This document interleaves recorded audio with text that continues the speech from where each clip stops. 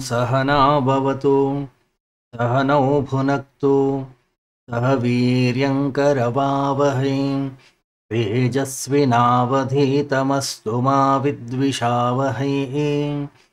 ॐ शान्ति शान्ति शान्तिः। ब्रह्मानन्दं परमसुखदं केवलं ज्ञानमूर्तिं द्वन्द्वातीतं गगनसदृशं तत्त्वमस्यादिलक्ष्यम् एकं नित्यं विमलमचलं सर्वधी साक्षिभूतं भावातीतं त्रिगुणरहितं सद्गुरुं तं नमामि। सदाशिवसमारम्भां शङ्कराचार्यमध्यमाम् अस्मदाचार्यपर्यन्तां वन्दे गुरुपरम्पराम्। श्रुतिस्मृतिपुराणानाम् आलयं करुणालयं नमामि भगवत्पादं शङ्करं लोकशङ्करं शङ्करं शङ्कराचार्यं केशवं बादरायणं सूत्रभाष्यकृतौ वन्दे भगवन्तौ पुनः पुनः भगवन्तौ पुनः पुनः।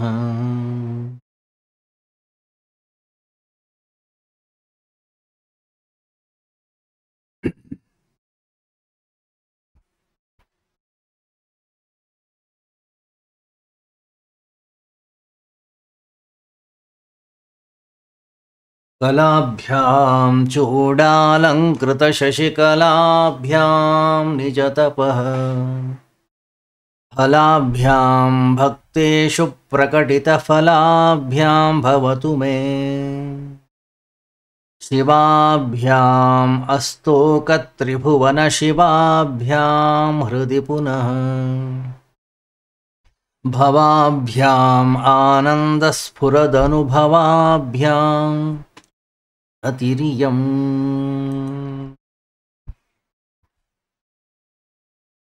गुहायां गेहे वा बहिरपि वने वादृशिखरे जले वा वह्नौ वा वसतु वसतेः किं वद फलम् सदा यस्यैवान्तःकरणमपि शम्भो तव पदे हितं चेत् योगोऽसौ स च परमयोगी स च सुखी।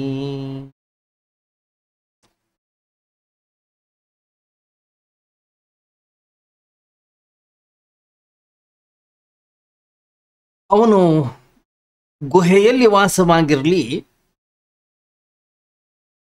ಮನೆಯಲ್ಲಿ ವಾಸವಾಗಿರಲಿ, ವನದಲ್ಲಿ ವಾಸವಾಗಿರಲಿ ಅಥವಾ ಹೊರಗಡೆಯ ಜಗತ್ತಿನಲ್ಲಿ ವಾಸವಾಗಿರಲಿ, ಸದಾ ಯಸ್ಯೈವಾಂತಃಕರಣಮಪಿ ಶಂಭೋ ತವ ಪದೇ. ಯಾರ ಅಂತಃಕರಣ ನಿನ್ನ ಪಾದ ಪದ್ಮಗಳನ್ನು ಕುರಿತು ಚಿಂತನೆ ಮಾಡ್ತಾ ಇದೆಯೋ, ಯಾರ ಮನಸ್ಸು ಬುದ್ಧಿ ನಿನ್ನ ಪಾದ ಪದ್ಮಗಳಲ್ಲಿ ಸ್ಥಿರಗೊಂಡಿದೆಯೋ,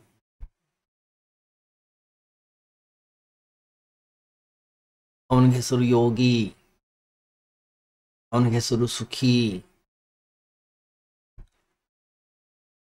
ಅದಕ್ಕೆ ಹೆಸರು ಯೋಗ.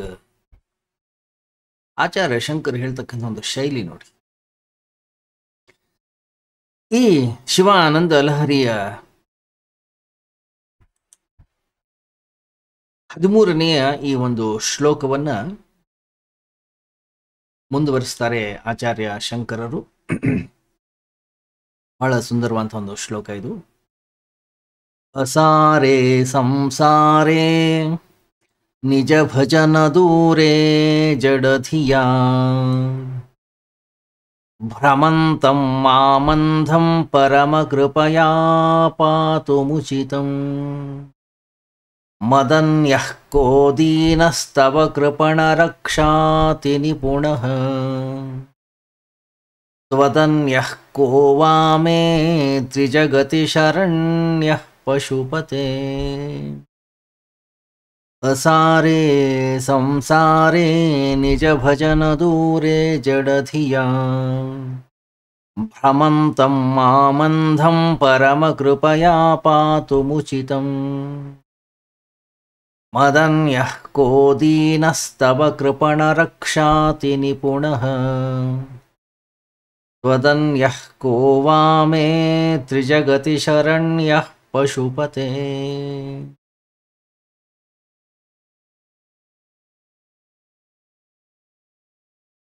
ಅಸಾರೇ ಸಂಸಾರೇ ನಿಜ ಭಜನ ದೂರೇ ಜಡಧಿಯ. ಹೇ ಪಶುಪತೆ, ಹೇ ಎಲ್ಲ ಪಶು ಪಕ್ಷಿ ಪ್ರಾಣಿಗಳಿಗೆ ಒಡೆಯ ಹೇ ಪಶುಪತಿ.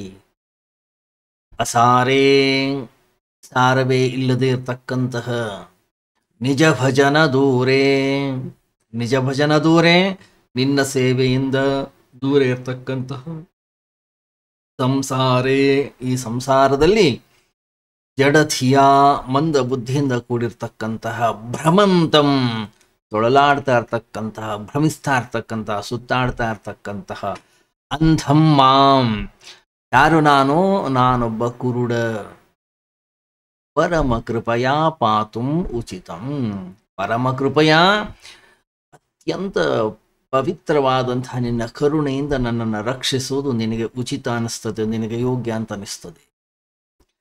ತವ ಮದನ್ಯ ದೀನಃ, ನನ್ನ ಹೊರತಾಗಿ ಬೇರೆ ದೀನ ಅಂತಕ್ಕಂಥವನು ಯಾರಿದ್ದಾನೆ? ಕಹ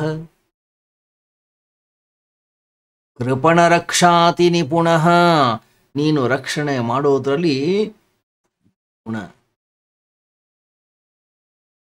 ಶರಣ್ಯ ತ್ವದನ್ಯ, ಶರಣಾಗತಿಗೆ ಯೋಗ್ಯನಾಗಿರ್ತಕ್ಕಂತಹ, ತ್ವದನ್ಯ ನಿನ್ನ ಹೊರತಾಗಿ, ತ್ರಿಜಗತಿ ಮೂರು ಲೋಕದಲ್ಲಿ, ಮೇ ಓವಾ ಯಾರಿದ್ದಾರೆ ನನಗೆ? ನಿನ್ನನ್ನು ಶರಣಾಗತಿಯನ್ನು ಹೊಂದೋದು ಬಿಟ್ಟು ಬೇರೆ ಯಾರಿದ್ದಾರೆ ನನಗೆ? ಆಚಾರ್ಯ ಶಂಕರ್ ಹೇಳ್ತಕ್ಕಂಥ ಒಂದು ಶೈಲಿ ನೋಡಿ. ಅಸಾರೇ ಸಂಸಾರೇ ನಿಜ ಭಜನ ದೂರೇ ಜಡಧಿಯ. ಏನಿದು ಸಂಸಾರ? ಅಸಾರೇ ಸಂಸಾರೇ.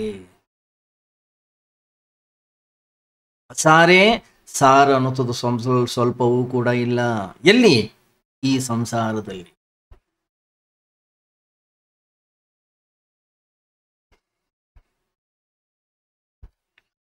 ಗಮನಿಸಿ, ಮನುಷ್ಯನ ಮನಸ್ಸು ಎಷ್ಟು ವಿಚಿತ್ರ.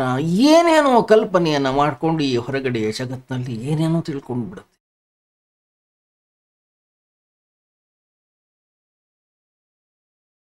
ಮಮ ಮಾಯಾ ದುರತ್ಯಯ ಅಂತಕ್ಕಂತಹ ಶಬ್ದದ ಪ್ರಯೋಗವನ್ನು ಮಾಡ್ತಾನೆ ಭಗವಂತ ಭಗವದ್ಗೀತೆ. ಈ ಮಾಯೆಯ ವಶೀಭೂತಕ್ಕೆ ಒಳಗಾಗಿ ವ್ಯಕ್ತಿ ಶರೀರವನ್ನೇ ತನ್ನ ಸರ್ವಸ್ವ ಅಂತ ತಿಳ್ಕೊಳ್ತಾನಂತೆ. ಅದರ ಸುಖ, ಅದರ ಭೋಗ, ಅದರ ಪಾಲನೆ, ಅದರ ಪೋಷಣೆ, ಅದರ ರಕ್ಷಣೆ ಅದರಲ್ಲಿ.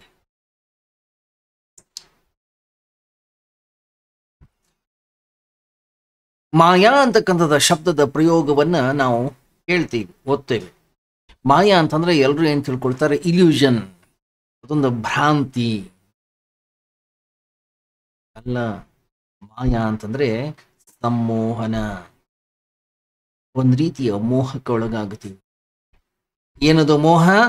ಎಲ್ಲಿ ಇಲ್ಲ ಅಲ್ಲಿ ಇದೆ ಅಂತಕ್ಕಂಥ ಭಾವ, ಅದಕ್ಕೆ ಹೆಸರು ಸಂಮೋಹನ, ಸಮ್ಯಕ್ ಮೋಹನ.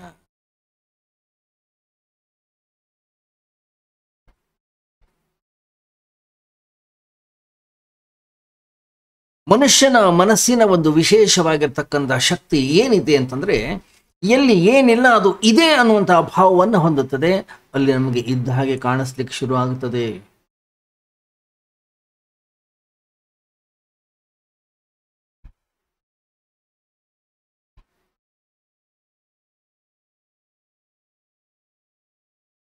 ಏನು ಹೊರಗಡೆಯ ಜಗತ್ತಲ್ಲಿ ಸುಖದ ಭ್ರಾಂತಿ ನಮ್ಮ ಅಂತಃಕರಣದ ಒಳಗಡೆಗಿದೆ.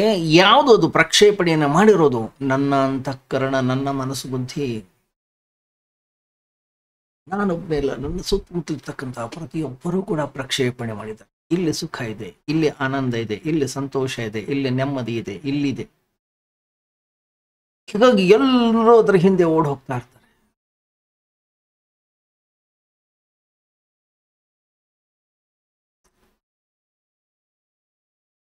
ಅಸಾರೇ ಸಂಸಾರೇ, ಅಲ್ಲಿ ಸುಖ ಇಲ್ಲ, ಅಲ್ಲಿ ಶಾಂತಿ ಇಲ್ಲ, ಅಲ್ಲಿ ನೆಮ್ಮದಿ ಇಲ್ಲ.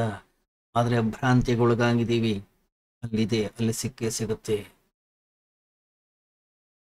ನಾನು ಒಬ್ಬನೇ ಓಡಿ ಹೋದ್ರೆ ಪರವಾಗಿರ್ಲಿಲ್ಲ, ಇಡೀ ಸಮಾಜದ ಸಮೂಹವೇ ಆ ವಸ್ತು ವಿಷಯಗಳ ಹಿಂದೆ ಓಡಿ ಹೋಗ್ತಾ ಇದೆ.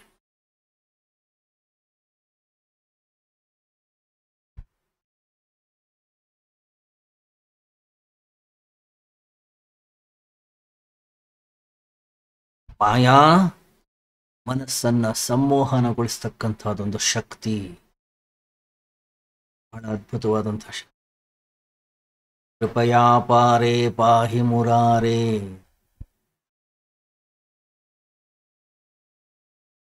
ಗೋವಿಂದಮ್ನಲ್ಲಿ ಆಚಾರ್ಯ ಶಂಕರ ಇನ್ನೊಂದು ಕಡೆ ಹೇಳ್ತಾರೆ, ಹೇ ಭಗವನ್, ನಿನ್ನ ಅಪಾರವಾದ ಕೃಪೆ ಒಂದೇ ನನ್ನನ್ನು ಕಾಪಾಡ್ಲಿಕ್ಕೆ ಸಾಧ್ಯ, ಬೇರೆ ಯಾರು ಕೂಡ ನನ್ನನ್ನು ಕಾಪಾಡ್ಲಿಕ್ಕೆ ಸಾಧ್ಯ.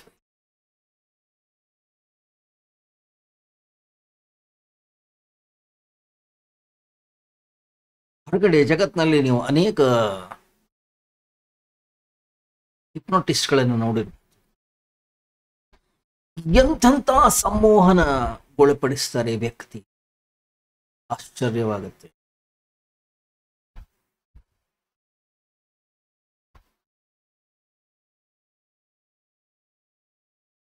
ನಂಬಕ್ಕೆ ಆಗುವುದಿಲ್ಲ ನಮ್ಮ ಕೈನಲ್ಲಿ. ಅದ್ಭುತ.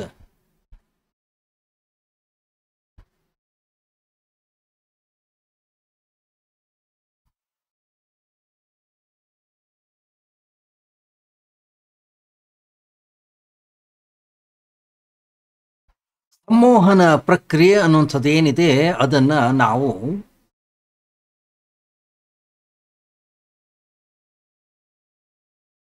ನಾವೇ ಪ್ರಯೋಗವನ್ನು ಮಾಡಿ ನೋಡ್ಕೊಳ್ಬಹುದು.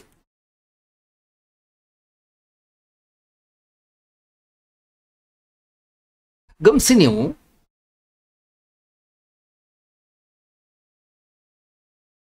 ಐದು ನಿಮಿಷಗಳ ಕಾಲ ಕಣ್ಣನ್ನ ಮುಚ್ಚಿ ಗಟ್ಟಿಯಾಗಿ ಮುಷ್ಟಿಯನ್ನ ಕಟ್ಟಿ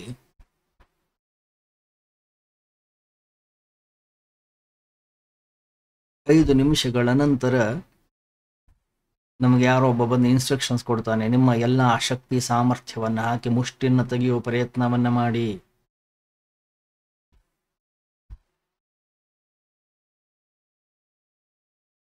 ಕನಿಷ್ಠ ಪಕ್ಷ 30% ಜನ ತಮ್ಮ ಮುಷ್ಟಿಯನ್ನ ತೆಗಿಲಿಕ್ಕೆ ಆಗೋದಿಲ್ಲ. ಇದು ಬಹಳ ಕಡಿಮೆ, ಅದಕ್ಕಿಂತ ಜಾಸ್ತಿ ಕೂಡ ಆಗಬಹುದು.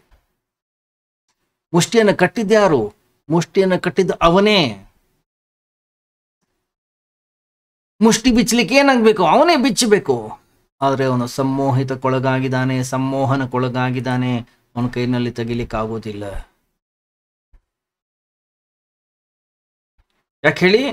ಆ 5 ನಿಮಿಷದ ಏನು ಒಂದು ಭಾವನೆ ಇದೆ, ಏನು ಅಂತಃಕರಣದ ಒಳಗಡೆ ಭಾವವನ್ನು ಧರಿಸಿಕೊಂಡ ಅವನು, ಅದು ಎಷ್ಟು ಮಟ್ಟಿಗೆ ಕೆಲಸವನ್ನ ಮಾಡ್ತಾ ಇದೆ ಅಂತಂದ್ರೆ ಅವನ ಕೈ, ಅವನ ಮುಷ್ಟಿ ತೆಗೆಯುವಂಥದ್ದು ಅಸಾಧ್ಯ ಅನಿಸ್ಬಿಡ್ತು.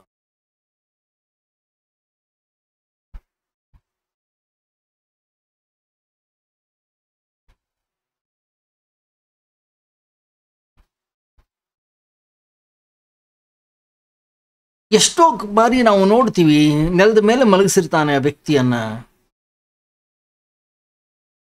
ಸಂಮೋಹಿತಕ್ಕೊಳಪಡಿಸ್ತಾನೆ.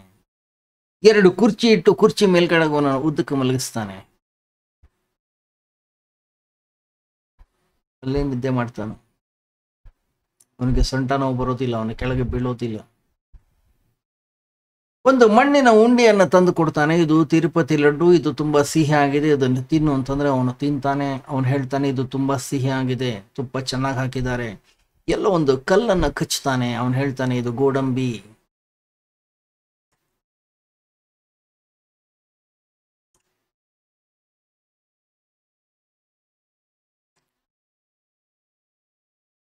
ವಿಜ್ಞಾನಿಗಳು ಹೇಳುತ್ತಾರೆ, ನಮ್ಮ ಜೀವನದಲ್ಲಿ ಘಟಿಸ್ತಕ್ಕಂತಹ 100ಕ್ಕೆ 90 ಭಾಗ ಎಲ್ಲವೂ ಕೂಡ ಸಂಮೋಹನದಿಂದ ಘಟಿಸ್ತಕ್ಕಂತಹ ಘಟನೆಗಳು.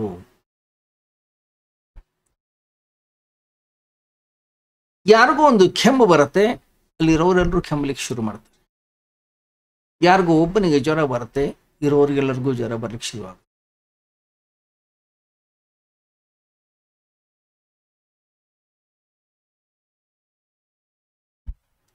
ಸಾಂಕ್ರಾಮಿಕ ರೋಗಗಳು ಬರ್ತವೆ ಜೀವನದಲ್ಲಿ, ನಾವಂತೂ ನೋಡಿದ್ದೇವೆ. ಎಷ್ಟು ಬೇಗ ಹರಡುತ್ತದೆ, ವೈರಸ್ ಹರಡುತ್ತದೋ ಇಲ್ಲೋ ಗೊತ್ತಿಲ್ಲ. ಮಾನಸಿಕವಾಗಿ ನಾವು ಅದನ್ನು ಅಕ್ಸೆಪ್ಟ್ ಮಾಡ್ಕೊಂಡೆವು, ಸಂಮೋಹನಕ್ಕೊಳಗಾದೆವು. ಕೀಟಾಣು ಎಷ್ಟು ಕೆಲಸ ಮಾಡ್ತದೆ ಗೊತ್ತಿಲ್ಲ, ನಮ್ಮ ಮನಸ್ಸು ಮಾತ್ರ ಅಷ್ಟು ಕೆಲಸವನ್ನ ಮಾಡ್ತದೆ.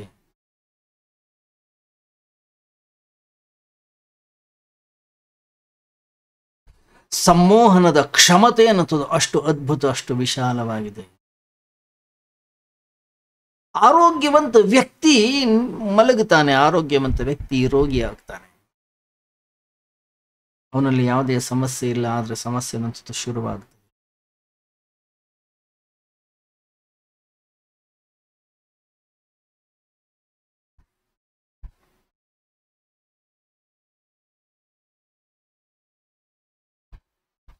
ಮಹಾತ್ಮ ಗಾಂಧಿಯ ಅಂತಃಕರಣದ ಒಳಗಡೆಗೆ ಒಂದು ಭಾವನೆ ಇತ್ತಂತೆ, 125 ವರ್ಷಗಳ ಕಾಲ ನಾನು ಬದುಕುತ್ತೇನೆ.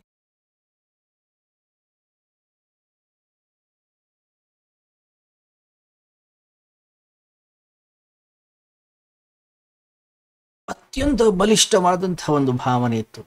ಒಂದು ವೇಳೆ ಅವರನ್ನ ಹತ್ಯೆ ಮಾಡದೆ ಇದ್ದಿದ್ರೆ ಖಂಡಿತವಾಗ್ಲೂ ಕೂಡ ಅವರು ಬದುಕ್ತಾ ಇದ್ರು. ಯಾಕಂದ್ರೆ ಸಂಮೋಹನದ ಶಕ್ತಿ ಅನ್ನೋದು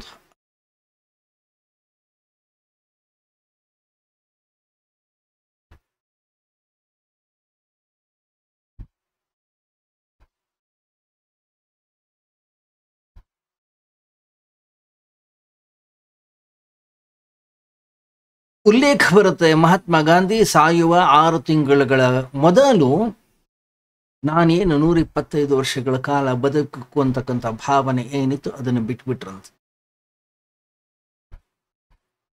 ಅಂತಃಕರಣದ ಒಳಗಡೆಗೆ ಆ ಸಾವಿನ ಭಾವ ಉದಯವಾಯಿತು.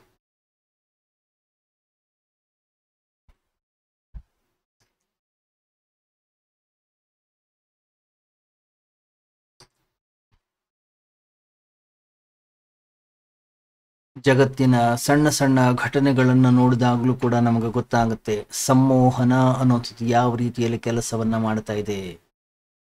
ಎಲ್ಲವೂ ಕೂಡ ನಮ್ಮ ಮನಸ್ಸೇ ಕೇಂದ್ರ, ಮನಸ್ಸಾಧಾರಿತವಾಗಿರ್ತಕ್ಕಂಥ.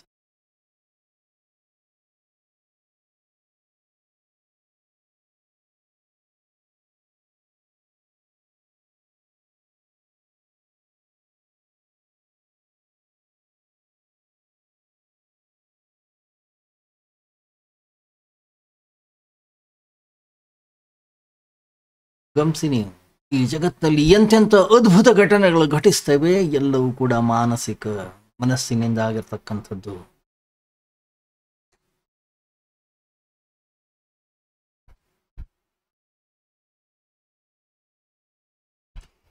ನಮ್ಮ ಮಿತ್ರರೊಬ್ರು ಬಹಳ ಸುಂದರವಾದಂತಹ ಒಂದು ಘಟನೆಯನ್ನು ಹೇಳು.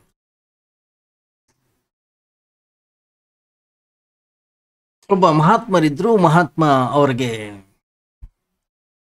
ಗೊತ್ತಿಲ್ಲ ಯಾರ್ಯಾರಿಗೆ ಏನೇನು ಆಸೆ ಆಕಾಂಕ್ಷೆಗಳಿರ್ತಾವೋ, ಏನೇನು ಬಯಕೆಗಳಿರ್ತಾವೋ ಗೊತ್ತಿಲ್ಲ ನೋಡಿ. ಭಕ್ತಾದಿಗಳನ್ನೆಲ್ಲ ಕರೆದು ಹೇಳಿದ್ರು, ನೋಡಿಪ್ಪ ನಾನು ಜೀವಂತ ಸಮಾಧಿ ಆಗ್ತೇನೆ ಹೇಳಿ. ಅವತ್ತೇ ಒಂದು ದೊಡ್ಡ ಆಶ್ರಮ ಇತ್ತು, ಅಲ್ಲೇ ಸಮಾಧಿಯ ಇದನ್ನೆಲ್ಲ ಮಾಡಿದ್ರು. ಸಮಾಧಿಗೆ ಏನೇನು ಬೇಕೆಲ್ಲವನ್ನು ಅವರೇ ಕಟ್ಸ್ಕೊಂಡ್ಬಿಟ್ಟಿದ್ರು. ಮತ್ತೆ ಅವರೊಂದು ಅನೌನ್ಸ್ ಮಾಡಿದ್ರು, ಇಂಥ ದಿವಸ ನಾನು ಜೀವಂತ ಸಮಾಧಿ ಹಾಕ್ತೀನಿ, ನಾನು ಒಳಗೆ ಹೋಗ್ತೀನಿ, ನೀವು ಮೇಲೆ ಎಲ್ಲ ಹಾಕಿ ಮುಚ್ಚಿ ಬಿಡ್ಬೇಕು. ನಾನು ಯಾರೋ ಒಬ್ಬ ಹೋಗಿ ಪೊಲೀಸ್ ಕಂಪ್ಲೇಂಟ್ ಕೊಟ್ಟ. ಅಲ್ಲಿನ DC ಬಂದ್ರು. DC ಬಂದು, ಸ್ವಾಮೀಜಿ ನೀವು ಹೀಗೆ ಮಾಡೋದು ಸರಿ ಇಲ್ಲ, ಇದು ತಪ್ಪಾಗುತ್ತೆ, ಇದು ಆತ್ಮಹತ್ಯೆ ಆಗುತ್ತೆ, ಇದು ಅಪರಾಧವಾಗ್ತದೆ, ಹೀಗೆಲ್ಲ ಮಾಡೋ ಹೋಗಿಲ್ಲ ನೀವು. ಸ್ವಾಮೀಜಿ ಅಂದ್ರು, ಓಹೋ ಹೌದಾ, ಹಾಗಾದ್ರೆ ಸರಿ ಆಯ್ತು, ಒಂದು ಕೆಲಸ ಮಾಡಿ, ನಂದು ಒಂದಿಷ್ಟು ಉಪಾಸನೆಗಳಿವೆ, ನಾನು ಉಪಾಸನೆ ಮಾಡ್ಲಿಕ್ಕೆ ಒಳಗೆ ಹೋಗ್ತೀನಿ, 10 ನಿಮಿಷ ಬಿಟ್ಟು ನೀವು ಒಳಗಡೆಗೆ ಬನ್ನಿ, ಅನಂತರ ನೀವು ಒಳಗಡೆ ಬನ್ನಿ, ಆಮೇಲೆ ಮತ್ತೆ ವಿಚಾರ ಮಾಡುವ ಏನ್ ಮಾಡೋದು. ಆಯ್ತು ಅಂತೇಳಿ 10-15 ನಿಮಿಷ ಎಲ್ಲ ಅಧಿಕಾರಿಗಳು ಯಾರ್ಯಾರು ಬಂದಿದ್ರು ಎಲ್ಲರೂ ಕೂಡ ಹೊರಗೆ ಹೋದ್ರು.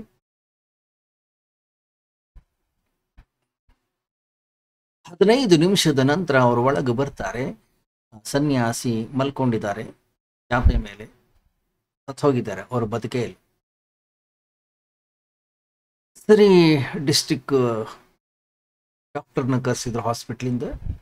5-6 ಜನ ಡಾಕ್ಟರ್ ಬಂದರು, ಎಲ್ಲ ರೀತಿಯ ಚೆಕ್ ಮಾಡಿದ್ರು, ಎಲ್ಲ ಆಯಿತು. ಎಲ್ಲ ಆದಮೇಲೆ ಅವರು ಒಂದು ಡೆತ್ ಸರ್ಟಿಫಿಕೇಟ್ ಬರೆದ್ರು, ಸಿಗ್ನೇಚರ್ ಹಾಕಿದ್ರು.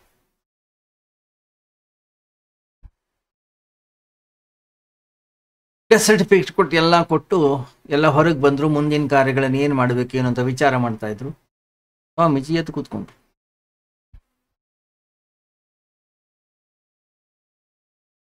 ಜನ ಎಲ್ಲ ಕಕ್ಕಾಬೇಕು, ಡಾಕ್ಟರ್ಗಳು ಕಕ್ಕಾಬಿಕ್ಕಿ. ಈಸಿಗೆ ಏನು ಮಾಡ್ಬೇಕು ಅಂತ ಗೊತ್ತಿಲ್ಲ. ಸ್ವಾಮೀಜಿ ಹೊರಗೆ ಬಂದು ಹೇಳಿದ್ರು, ಅಪ್ಪ ಇವಾಗೇನು ತೊಂದರೆ ಇಲ್ಲ ತಾನೇ ನಿಮಗೆ? ಏನು ನೀವೇ ಸರ್ಟಿಫಿಕೇಟ್ ಕೊಟ್ಟಿದ್ದೀರ? ನನ್ನ ಹತ್ರ ಸರ್ಟಿಫಿಕೇಟ್ ಇದೆ, ಸತ್ತೋಗಿದ್ದೀನಿ ಅಂತ ಹೇಳಿ. ಇವಾಗ ನಾನು ಒಳಗೆ ಹೋಗ್ತೀನಿ, ಅವರೆಲ್ಲ ನನ್ನನ್ನು ಹಾಕಿ ಮುಚ್ಚುತ್ತಾರೆ. ಏನು ತೊಂದರೆ ಇಲ್ಲ ತಾನೆ?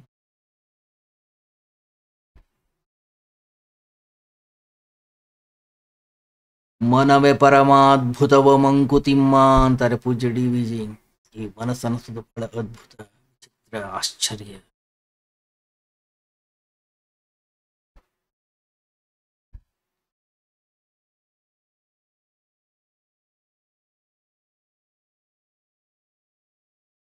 ಗಮನಿಸಿ, ಅಂತಃಕರಣದ ಒಳಗಡೆಗೆ ಯಾವ ಸಂಕಲ್ಪವನ್ನು ನಾವು ಧರಿಸ್ತೀವಿ ಅದು ಈ ಜಗತ್ತಿನಲ್ಲಿ ಘಟಿಸ್ಲಿಕ್ಕೆ ಶುರು ಆಗ್ತದೆ.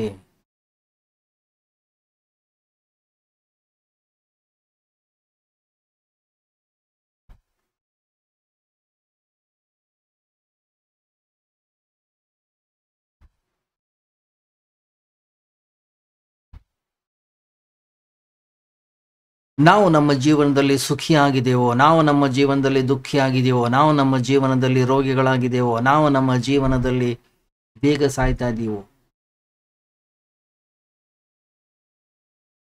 ಎಲ್ಲವೂ ಕೂಡ ನಮ್ಮ ಅಂತಃಕರಣದ ಒಳಗಡೆಗೆ ಘಟಿಸ್ತಕ್ಕಂಥ ಘಟನೆ ಅದು.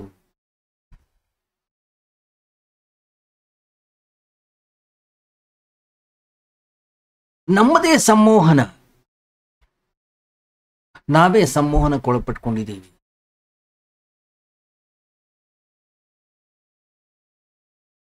ಅಂತಃಕರಣದ ಒಳಗಡೆ ಕೆಲವು ಭಾವನೆಗಳನ್ನು ನಾವು ಧರಿಸ್ತೀವಿ, ಅದಕ್ಕೆ ಸರಿಯಾಗಿ ಜಗತ್ತಿನಲ್ಲಿ ಘಟನೆಗಳು ಘಟಿಸ್ಲಿಕ್ಕೆ ಶುರು ಆಗ್ತವೆ.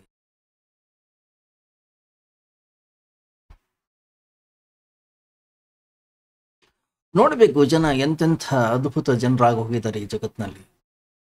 ಅವ್ರು ಹೇಳ್ತಾರೆ, ನನಗೆ ಪರಮಾತ್ಮನ ಮೇಲೆ ನಂಬಿಕೆ ಇದೆ, ನನಗೆ ಯಾವುದೇ ಕಷ್ಟಗಳು ಬರೋದಿಲ್ಲ. ಎಂತ ಆಶ್ಚರ್ಯ ಗೊತ್ತಾ? ಎಂತ ಕಷ್ಟಗಳು ಬರಲ್ಲ ಅಂತಲ್ಲ, ಕಷ್ಟಗಳು ಬರ್ತವೆ, ಅವೆಲ್ಲವನ್ನೂ ಕೂಡ ದಾಟ್ತಾನೆ. ಕಷ್ಟಗಳು ಅವನಿಗೆ ಕಷ್ಟಗಳಾಗಿರೋದಿಲ್ಲ. ಯಾಕೆ? ಮನಸ್ಸನ್ನು ಆ ರೀತಿಯಲ್ಲಿ ತಯಾರಿ ಮಾಡ್ಕೊಂಡಿದ್ದಾನೆ. ಮನಸ್ಸಿನ ಸಹಯೋಗ ಬೇಕು. ಮನಸ್ಸಿನ ಸಹಯೋಗವಿಲ್ಲದೆ ಇದ್ರೆ ಈ ಜಗತ್ತಿನಲ್ಲಿ ಯಾವುದೂ ಕೂಡ ಘಟನೆ ಘಟಿಸೋದಿಲ್ಲ. ಆಂತರಿಕವಾಗಿ ನಾವು ಅದನ್ನ ಧರಿಸಬೇಕಾಗ್ತದೆ. ಈ ಮನಸ್ಸಿನ ಈ ಕ್ಷಮತೆಗೆ ಹೆಸರು ಮಾಯಾ.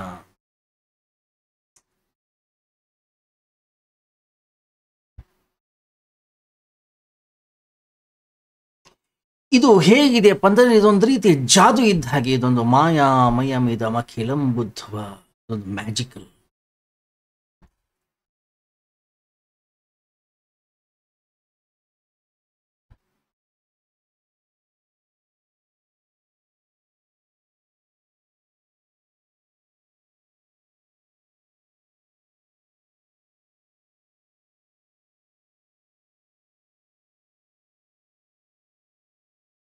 ಗಮನಿಸಿ, ನೀವು ಈ ಜಗತ್ತಿನಲ್ಲಿ ಏನೇನೆಲ್ಲ ಮೋಹ ಮಾಯೆಗಳು, ಏನೇನೆಲ್ಲ ಘಟನೆಗಳು ಘಟಿಸ್ತೇವೆ. ಗೋಳಾಡ್ತಾನೆ, ಅಳ್ತಾನೆ, ರಂಪಾಟ ಮಾಡ್ತಾನೆ, ಹುಟ್ಟುತ್ತಾನೆ, ಸಾಯ್ತಾನೆ, ನಷ್ಟವಾಗುತ್ತೆ, ಲಾಭವಾಗುತ್ತೆ, ಮನೆಯನ್ನು ಕಟ್ಟುತ್ತಾನೆ, ಮದುವೆ ಮಾಡ್ಕೊಳ್ತಾನೆ. ಗಮನಿಸಿದ್ರ ನೀವು? ಮದುವೆ ಅಂತ ಮಾಡ್ತಾರೆ ಜನ, 7 ಪ್ರದಕ್ಷಿಣೆಯನ್ನ ಹಾಕ್ತಾನೆ. ಗಮನಿಸಿದ್ರ ನೀವು? ಮದುವೆಗೆ ತುಂಬಾ ಜನರನ್ನ ಕರೆಸ್ತಾರೆ, ಎಲ್ಲರ ಎದುರುಗಡೆ 7 ಪ್ರದಕ್ಷಿಣೆ ಹಾಕ್ತಾನೆ. ಏನಾಗುತ್ತೆ? ಏನೂ ಆಗೋದಿಲ್ಲ. ಆಗ್ಲಿಕ್ಕೆ ಏನಿದೆ? ಏನು ಇಲ್ವೇ ಇಲ್ಲ. ಅವತ್ತಿನಿಂದ ಅವಳ ಭಾವನೆಯಲ್ಲಿ ನನ್ನ ಗಂಡ, ಇವನ ಭಾವನೆಯಲ್ಲಿ ಇವಳು ನನ್ನ ಹೆಂಡತಿ. ಒಂದು ರೀತಿಯ ಸಂಮೋಹನಕ್ಕೊಳಪಡ್ತಾರೆ ಇಬ್ರು ಕೂಡ. ಒಬ್ಬರನ್ನೊಬ್ಬರನ್ನ ಬಿಟ್ಟಿರ್ಲಿಕ್ಕೆ ಆಗೋದಿಲ್ಲ.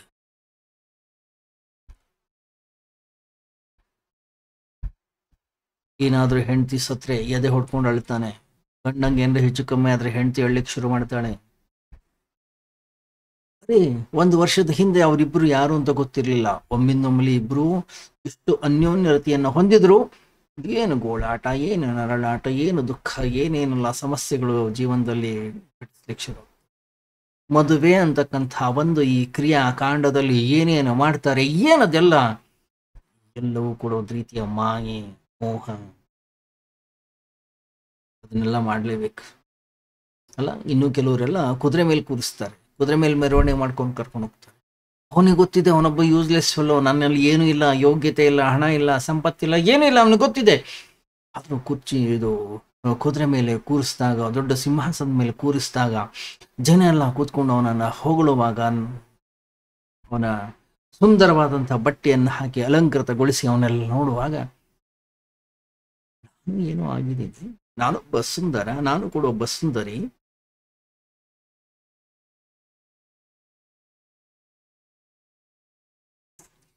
ಒಬ್ಬ ಅಮೇರಿಕನ್ ಆಕ್ಟರು ತನ್ನ ಆತ್ಮಕಥೆಯನ್ನು ಬರೀತಾಳೆ. ಅವಳೊಬ್ಬ ಸಾಹುಕಾರನ ಮನೆಯಲ್ಲಿ ಕಸ ಹೊಡೆಯುವಳಾಗಿದ್ಲು. ಒಂದ್ಸರಿ ಕಸವನ್ನ ಹೊಡಿತಾ ಹೊಡಿತಾ ಹೊಡಿತಾ, ಮನೆಯಲ್ಲಿ ಯಾರು ಇರಲಿಲ್ಲ ಅವತ್ತು, ಮನೆಯ ಯಜಮಾನ ಮೇಲೆ ಮಲ್ಕೊಂಡಿದ್ದ, ಇವಳು ಎಲ್ಲ ಶುಚಿ ಮಾಡ್ತಾ ಇದ್ಲು. ಶುಚಿ ಮಾಡ್ಬೇಕಾದ್ರೆ ಅಲ್ಲಿ ಏನದು ವಾಶ್ ಬೇಸಿನ್ ಇತ್ತು, ವಾಶ್ ಬೇಸಿನನ್ನ ಕ್ಲೀನ್ ಮಾಡ್ತಾ ಇದ್ಲು. ಯಾಕೋ ತಲೆ ಎತ್ತಿ ನೋಡಿದ್ಲು, ತನ್ನ ಮುಖವನ್ನ ನೋಡ್ತಾ ಇದ್ಲು. ಮೇಲ್ಗಡೆಯಿಂದ ಯಜಮಾನ ಅಂತಕ್ಕಂಥವನ ಕೆಳಗಡೆ ಇಳಿದು ಬಂದ. ಓಹ್, ವಾಟ್ ಎ ಬ್ಯೂಟಿಫುಲ್ ಫೇಸ್.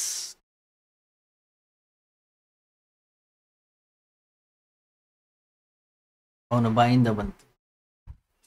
ಅಲ್ಲಿ ತನಕ ನಾನೊಬ್ಬ ಸುಂದರಿ ಅಂತಕ್ಕಂಥ ಭಾವನೆ ಅವಳಲ್ಲಿ ಇರಲಿಲ್ಲ. ಒಮ್ಮಿಂದೊಮ್ಮೆ ಏನಾಯ್ತೋ ಗೊತ್ತಿಲ್ಲ, ಅವಳ ಜೀವನವೇ ಬದಲಾಗೋಯ್ತು. ಅಮೆರಿಕದ ಅತ್ಯಂತ ದೊಡ್ಡ ಚಿತ್ರ ನಟಿಯಾದ. ಅಲ್ಲಿ ತನಕ ಅವಳನ್ನು ನೋಡೋರಿರಲಿಲ್ಲ, ಅಲ್ಲಿ ತನಕ ಊಟಕ್ಕೆ ಗತಿ ಇರಲಿಲ್ಲ, ಅಲ್ಲಿ ತನಕ ಮತ್ತೊಬ್ಬರ ಮನೆಯಲ್ಲಿ ಕಸ ಹೊಡ್ಕೊಂಡು ಸ್ವಚ್ಛ ಮಾಡ್ಕೊಂಡಿದ್ದಂತಹ ಹುಡುಗಿ, ಯಾಕೆ ಹೇಳಿ, ಆ ಭಾವನೆಯನ್ನು ಅಂತಃಕರಣದಲ್ಲಿ ಧರಿಸ್ಕೊಂಡ್ಲು. ಅಘಟಿತ ಘಟನಾ ಪಟೀಯಸಿ ಮಾಯಾ. ಆಚಾರ್ಯ ಶಂಕರೇ ಮಾಯಾ ಪಂಚಕದಲ್ಲಿ ಒಂದು ಕಡೆ ಹೇಳ್ತಾರೆ, ಈ ಮನಸ್ಸು ಅನ್ನುವಂಥದ್ದು ಏನಿದೆ, ಇದು ಅಸಾಧ್ಯವಾದದ್ದನ್ನ ಸಾಧಿಸುತ್ತದೆ.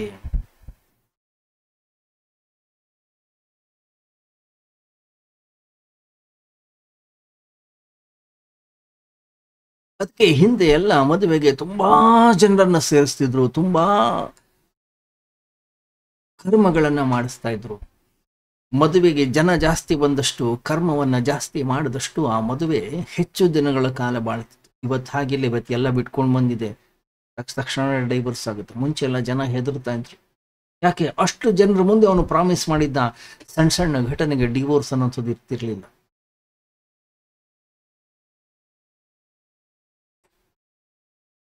ಗಮನಿಸಿ ನೀವು,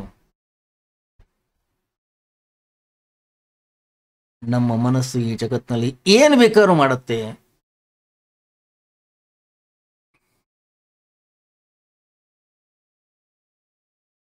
ಏನು ಬೇಕಾದ್ರೂ ಮಾಡುತ್ತೆ ಅನ್ನೋದಕ್ಕೆ ನಾವೇ ಸ್ವತಃ ಸಾಕ್ಷಿ.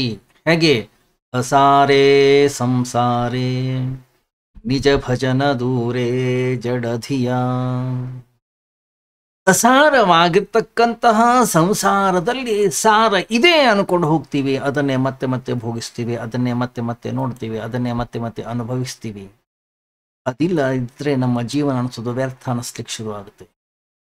ಹಗಲು ರಾತ್ರಿ ಅದನ್ನು ಕುರಿತು ಚಿಂತನೆಯನ್ನು ಮಾಡ್ತೀವಿ, ಅದನ್ನು ಕುರಿತು ಮನನವನ್ನು ಮಾಡ್ತೀವಿ. ಅದು ನನಗೆ ಸಿಕ್ಕರೆ ಸಂತೋಷವನ್ನು ಅನುಭವಿಸ್ತೀವಿ, ಅದು ಸಿಗಲಿಲ್ಲ ನನ್ನ ಜೀವನ ವ್ಯರ್ಥವಾಯಿತೇನೋ ಅಂತಕ್ಕಂಥ ಭಾವನೆ ನಮ್ಮ ಅಂತಃಕರಣದ ಒಳಗಡೆಗುಂಟ.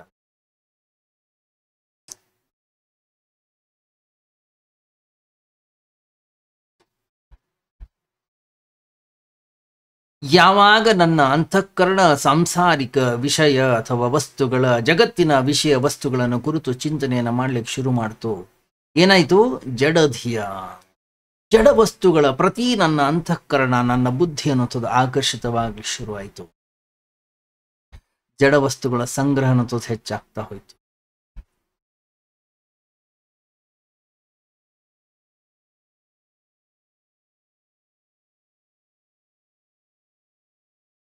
ದೊಡ್ಡ ಮನೆ ಇದ್ರೆ ನಾನು ಸಾಹುಕಾರ, ಇಷ್ಟು ಹಣ ಇದ್ರೆ ನಾನು ಸಾಹುಕಾರ, ಇಷ್ಟು ಸುಂದರವಾದಂಥ ಹೆಂಡತಿ, ಇಷ್ಟು ಸುಂದರವಾದಂಥ ಮಕ್ಕಳು, ಇಷ್ಟು ಜನ ಕೆಲಸದವರು, ಇಷ್ಟೆಲ್ಲ ನಮಸ್ಕಾರ ಸರ್ ಅಂತ ಇದ್ದಾರೆ, ಹಲೋ ಸರ್ ಅಂತ ಇದ್ದಾರೆ, ಗುಡ್ ಮಾರ್ನಿಂಗ್ ಅಂತಾರೆ, ಗುಡ್ ಈವ್ನಿಂಗ್ ಅಂತಾರೆ.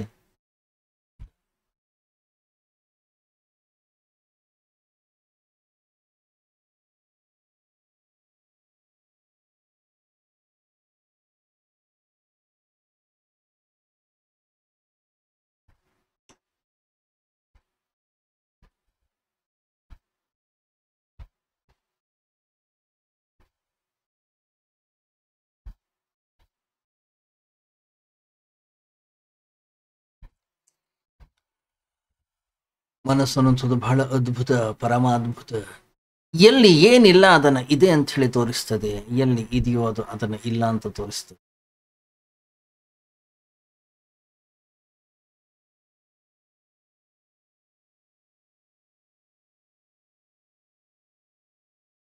ಗಮನಿಸಿ ನೀವು, ಈ ಶರೀರ ಅನ್ನುವಂಥದ್ದು ಏನಿದೆ, ಇದು ನಾನು ಅಂತಕ್ಕಂಥ ಭಾವವೂ ಕೂಡ ಸಂಮೋಹನವೇ. ಈ ಜಗತ್ತಿಗೆ ಮಗು ಅನ್ನುವಂಥದ್ದು ಫಸ್ಟ್ ಟೈಮ್ ಏನು ಹುಟ್ಟಿ ಬರ್ತದಲ್ಲ, ಹುಟ್ಟಿದಾಗ ಇದು ನಾನು ಅಂತಕ್ಕಂಥ ಭಾವನೆ ಅದಕ್ಕೆ ಇರೋದೇ ಇಲ್ಲ. ನಾವೆಲ್ಲರೂ ಸೇರಿ ಅದನ್ನು ಸಂಮೋಹಿತಗೊಳಿಸ್ತೀವಿ.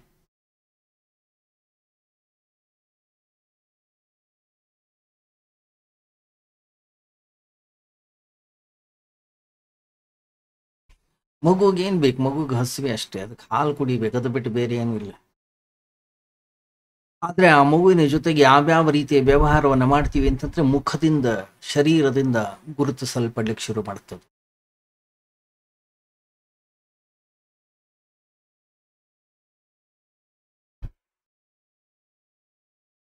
ಗಮನಿಸಿ ನೀವು, ಚಿಕ್ಕ ಮಕ್ಕಳಾಗಿದ್ದಾಗ ಆ ಮಗುವಿಗೆ ತಾಯಿ ಸ್ತನ್ಯಪಾನವನ್ನ ಮಾಡಿಸ್ತಾಳೆ.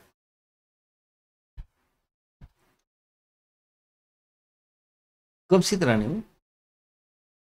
ತಾಯಿಯ ಎದೆ ಹಾಲು ತುಂಬಿ ಬಂದಿರ್ತದೆ. ತಾಯಿ ಹೇಳ್ತಾಳೆ, ರೇ ಮಗು ಹಾಲು ಕುಡಿ ಅಂದ್ರೆ ಅದು ಹಾಲು ಕುಡಿಯೋಲ್ಲ. ತಾಯಿಗೆ ಸಿಟ್ಟು ಬಂದಿರುತ್ತೆ, ಮಗುಗೆ ಹೊಟ್ಟೆ ತುಂಬಿದೆ, ಆದ್ರೆ ಅದು ಗಲಾಟೆ ಮಾಡುತ್ತೆ, ನಂಗೆ ಹಾಲು ಕುಡಿಬೇಕು. ಮಗುವಿಗೆ ತಾಯಿಯ ದರ್ಶನವಾಗುವುದೇ ತಾಯಿಯ ಸ್ತನದಿಂದ. ಆದ್ರಿಂದ ಗಂಡಸು ಅಂತಕ್ಕಂಥವನು ಕೊನೆಯ ತನಕವೂ ಕೂಡ ಆ ಸ್ತನದಿಂದ ಹೊರಗಡೆಗೆ ಬರೋದೇ ಇಲ್ಲ. ಯಾಕೆ? ಅದೊಂದು ಮೋಹಮಾಯ. ಕವಿಗಳು ಕವಿತೆಯನ್ನು ರಚನೆ ಮಾಡ್ತಾರೆ, ಸಾಹಿತಿಗಳು ಸಾಹಿತ್ಯವನ್ನ ರಚನೆಯನ್ನ ಮಾಡ್ತಾರೆ, ಈ ಚಿತ್ರಕಾರರು ಚಿತ್ರವನ್ನು ಬರೀತಾರೆ, ಶಿಲ್ಪಿಗಳು ಶಿಲ್ಪವನ್ನು ರಚಿಸ್ತಾರೆ. ಏನು? ಎಲ್ಲವೂ ಕೂಡ ಸ್ತನದ ಸುತ್ತಮುತ್ತಲೇ. ಏನದು?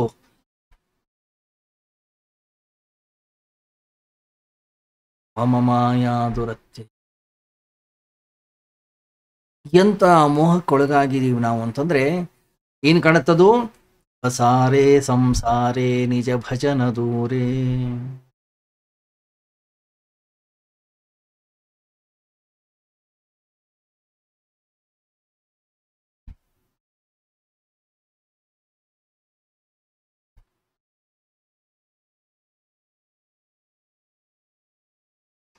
ಎಂತಹ ಮೋಹಕ್ಕೊಳಗಾಗಿದ್ದೀವಿ, ಮನಸ್ಸಿನ ಮೋಹಕ್ಕೆ ಅಂತಂದ್ರೆ ಎಲ್ಲಿ ಸಾರ ಇಲ್ಲಿ ಅಲ್ಲಿ ಸಾರ ಅನುಭವ ನಮಗಾಗುತ್ತೆ.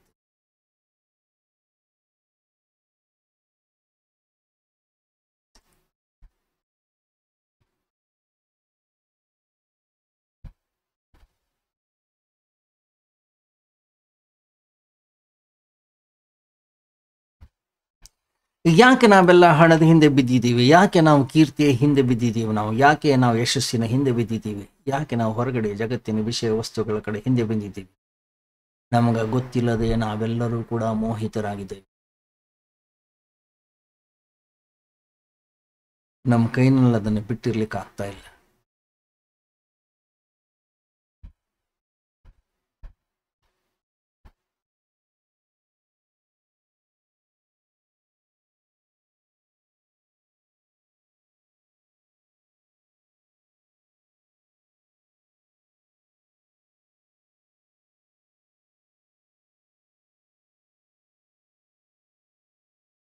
ಗಮನಿಸಿ, ನಮ್ಮ ಶರೀರದ ಮೇಲೆ ನಮಗೆ ಎಂಥ ಒಂದು ಸಂಮೋಹನವಿದೆ. ನಮ್ಮ ಶರೀರದಲ್ಲಿ ನಮಗೆ ಒಂದು ಭಾವನೆ ಇದೆ, ಈ ಭಾಗ, ಈ ಏನು ಮುಖದ ಭಾಗ ಏನಿದೆ ಅದು ಅತ್ಯಂತ ಶ್ರೇಷ್ಠ, ಕೆಳಗಡೆಯ ಭಾಗ. ಅದರಿಂದ ಮುಖವನ್ನ ಚೆನ್ನಾಗಿಟ್ಕೊಳ್ಳೋ ಪ್ರಯತ್ನವನ್ನ ಮಾಡ್ತೀವಿ. ಎದುರುಗಡೆಗೆ ಏನು ಕಾಣ್ತಾ ಇದೆ ಇದು ಅತ್ಯಂತ ಶ್ರೇಷ್ಠ, ಇದು ಚೆನ್ನಾಗಿರ್ಬೇಕು. ಒಳಗಡೆ ಹಾಕೊಳ್ಳೋ ಬಟ್ಟೆ ಭಗವಂತನೇ ಬಲ್ಲ.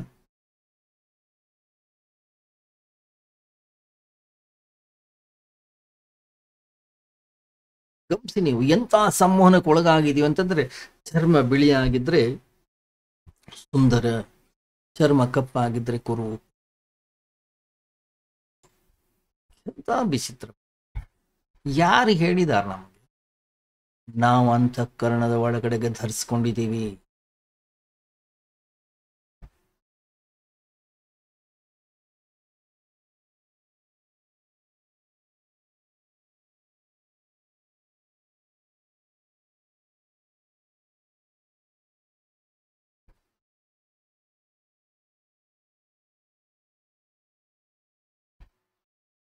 ವಿಚಿತ್ರವಾಗಿರ್ತಕ್ಕಂತಹ ಕರ್ಮಗಳನ್ನ ವ್ಯಕ್ತಿ ಮಾಡ್ತಾ ಇರ್ತಾನೆ.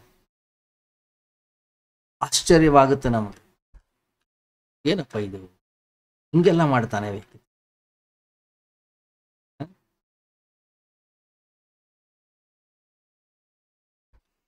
ಕೈಬಲ್ಯ ಉಪನಿಷತ್ನಲ್ಲಿ ಬಹಳ ಸುಂದರವಾಗಿರ್ತಕ್ಕಂಥ ಒಂದು ಮಂತ್ರವಿದೆ.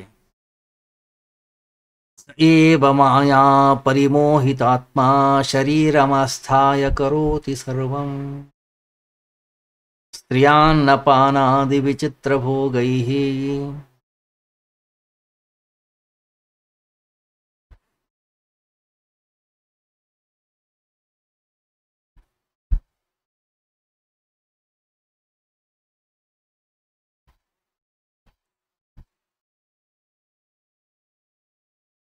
ಆಶ್ಚರ್ಯವಾಗುತ್ತೆ. ವಿಚಿತ್ರ ಭೋಗೈಹಿ, ವಿಚಿತ್ರವಾಗಿರ್ತಕ್ಕಂಥ ಭೋಗಗಳಲ್ಲಿ ಸುಖ ಇದೆ ಅಂತಕ್ಕಂಥ ಭ್ರಾಂತಿಯನ್ನು ಏರ್ಪಡಿಸಿಕೊಳ್ತಾನೆ.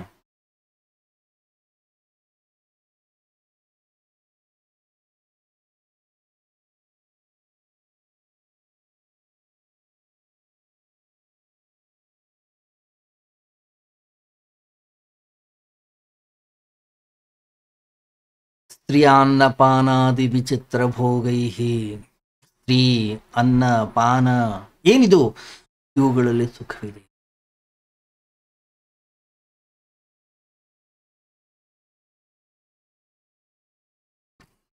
ನೀವು ಎಷ್ಟು ಬೇಕಾದಷ್ಟು ಈ ಜಗತ್ತಿನಲ್ಲಿ ಭೋಗಿಸಿ, ಆಮೇಲೆ ಅಂತಃಕರಣದ ಒಳಗಡೆ ಇನ್ನೂ ಒಂದು ಜಿಜ್ಞಾಸೆ ಇದ್ದೇ ಇರುತ್ತೆ. ಇಲ್ಲ, ಇವತ್ತಲ್ಲ ನಾಳೆ ನಾನು ಈ ಸುಖವನ್ನ, ಶಾಂತಿಯನ್ನ, ನೆಮ್ಮದಿಯನ್ನ ಪಡಿತೀನಿ ನಾನು.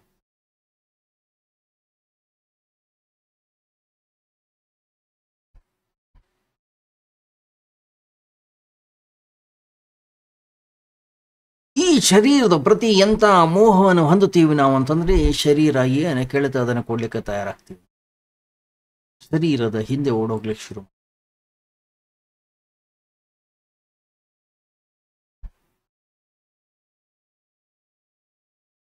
ಗಮನಿಸಿದ್ದೀರಾ ನೀವು?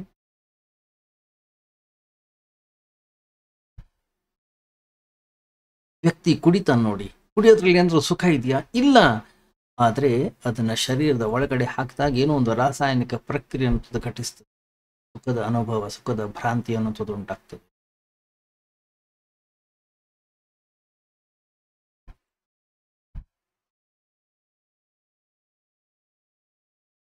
ಗಮನಿಸಿ, ಆರಂಭದಲ್ಲಿ ಬಹಳ ಕಷ್ಟಪಡ್ತಾನೆ ವ್ಯಕ್ತಿ. ನಂತರ ಅಭ್ಯಾಸವಾದ ಮೇಲೆ ಶರೀರದ ಕಣಕಣವೂ ಕೂಡ ಹೆಂಡವನ್ನು ಬಯಸ್ತದೆ. ನೀವು ಹೆಂಡವನ್ನ ಕೊಡ್ದಿದ್ರೆ ಅದಕ್ಕೆ ಸುಖ ಆಗೋದಿಲ್ಲ.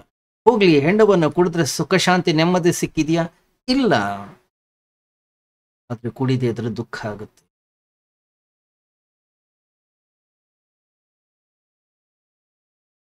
ಈ ಡ್ರಗ್ಸ್ ತಗೊಳ್ತಾರೆ, ವಿಚಿತ್ರವಾಗಿರ್ತಕ್ಕಂತಹ ಚಟಗಳಿಗೆ ಬಲಿಯಾಗಿರ್ತಾರೆ ನೋಡಿ ಜನ.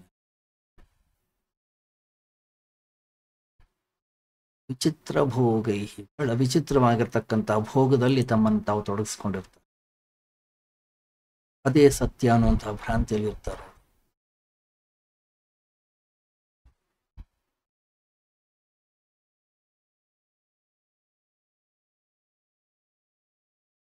ನೀವು ಎಲ್ಲ ಸ್ತ್ರೀಯರು ಎಲ್ಲರನ್ನೂ ಕೂಡ ಮೋಹಿತರನ್ನಾಗಿ ಮಾಡ್ಲಿಕ್ಕೆ ಸಾಧ್ಯ ಇಲ್ಲ. ನಿಜವಾಗ್ಲೂ ಸ್ತ್ರೀಯಲ್ಲಿ ಸುಖ ಅನ್ನುವಂಥದ್ದು ಇದ್ದಿದ್ರೆ ಎಲ್ಲರೂ ಹೋಗಬೇಕಿತ್ತು. ಒಂದು ಸಣ್ಣ ಮಗುವಿನ ಮುಂದೆ ನೀವು ಒಬ್ಬ ಸ್ತ್ರೀಯನ್ನು ತಂದು ನಿಲ್ಲಿಸಿ, ಮಗು ಮೋಹಿತವಾಗೋದಿಲ್ಲ. ಒಂದು ಸಣ್ಣ ಮಗುವಿನ ಹತ್ರ ನೀವು ತಗೊಂಡೋಗಿ ಹಣ ಕೊಡಿ, ಅದು ಹಣದಿಂದ ಆಗೋದಿಲ್ಲ.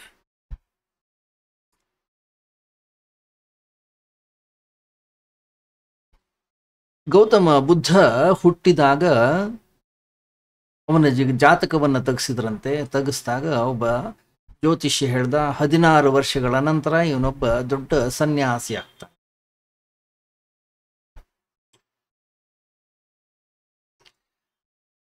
16 ವರ್ಷಗಳ ತನಕ ಜಗತ್ತಿನ ಯಾವುದೇ ದುಃಖವನ್ನ ತೋರಿಸ್ಲಿಕ್ಕೆ ಬಿಡ್ಲಿಲ್ಲ ರಾಜ ತಂದೆ.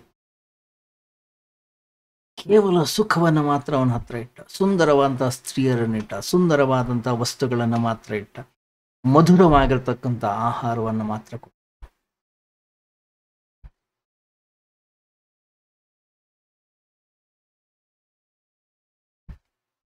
ಮೋಸ್ಟ್ಲಿ ರಾಜ ಮಾಡಿದ ಅದೇ ಮೊದಲ ತಪ್ಪು ಅನಿಸುತ್ತೆ.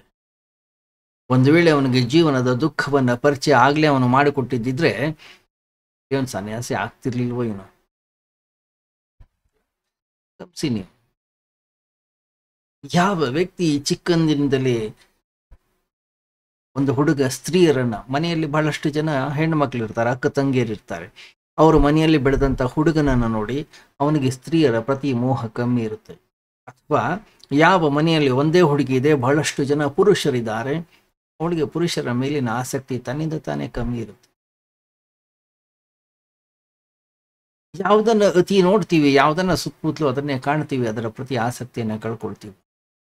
ಹಾಗೆ ಗೌತಮ ಬುದ್ಧನಿಗೂ ಹಾಗೆ ಆಯಿತು. ಅವನ ಸುತ್ತಲೂ ಬರೀ ಸ್ತ್ರೀಯರಿದ್ರು, ಸುಖವನ್ನ ಕೊಡ್ತಕ್ಕಂಥ ವಿಷಯ ವಸ್ತುಗಳಿತ್ತು. ಅದರಿಂದ ವಿರಾಗವನ್ನು ಹೊಂದಿಬಿಟ್ಟು ಅವನ ಮೋಹ, ಅವನ ಕಲ್ಪನೆ, ಅವನ ಕನಸುಗಳು ಛಿದ್ರವಾಗುವುದು.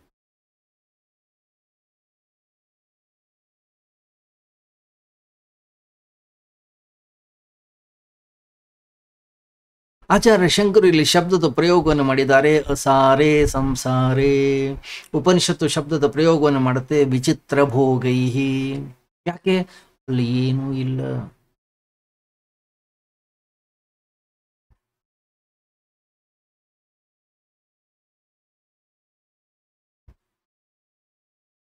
ಸಮರ್ಥ ರಾಮದಾಸರು ಯಾವಾಗಲೂ ಕೂಡ ಒಂದು ದೃಷ್ಟಾಂತವನ್ನ ಕೊಡೋರು.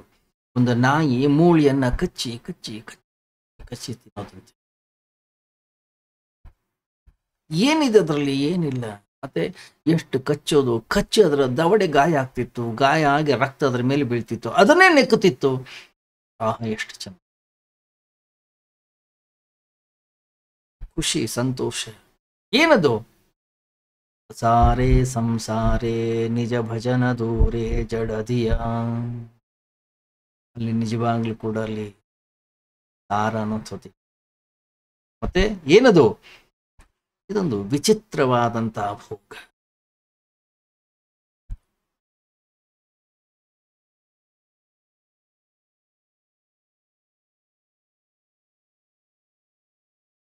ಜಗತ್ತಿನ ವಿಷಯ, ವಸ್ತು, ವ್ಯಕ್ತಿಗಳಿಂದ ವ್ಯಕ್ತಿ ಸಂಮೋಹಿತನಾಗಿ ಮತ್ತೆ ಮತ್ತೆ ಅವುಗಳ ಕಡೆಗೆ ಹೋಗ್ತಾನೆ, ಮತ್ತೆ ಮತ್ತೆ ಅವುಗಳ ಕಡೆಗೆ ಆಕರ್ಷಿತನಾಗ್ತಾ ಇದ್ದಾನೆ, ಮತ್ತೆ ಮತ್ತೆ ಅದನ್ನು ಭೋಗಿಸ್ತಾನೆ. ನನಗೆ ಸುಖ ಸಿಕ್ತು ಅಂತಕ್ಕಂಥ ಭ್ರಾಂತಿಯಲ್ಲಿ ಮೆರೀತಾ ಇದ್ದಾನೆ. ಭ್ರಮಂತಂ ಮಾಮಂಧಂ ಪರಮ ಕೃಪಯಾ ಪಾತು ಮುಚಿತಂ ಸಾರೇ ಸಂಸಾರೇ ನಿಜ ಭಜನ ದೂರೇ ಜಡಧಿ. ಅಸಾರದಿಂದ ಕೂಡಿರ್ತಕ್ಕಂಥ ಈ ಸಂಸಾರದಲ್ಲಿ ನಾವೆಲ್ಲ ಏನಾಗಿದ್ದೀವಿ? ಜಡ ವಸ್ತುಗಳ ಕಡೆಗೆ ಹೆಚ್ಚಿನ ಆಸಕ್ತಿಯನ್ನು ಹೊಂದಿದ್ದೀವಿ.